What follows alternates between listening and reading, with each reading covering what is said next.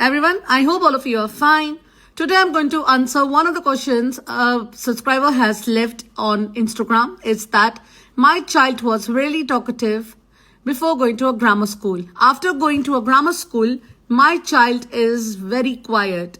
How can I help my child?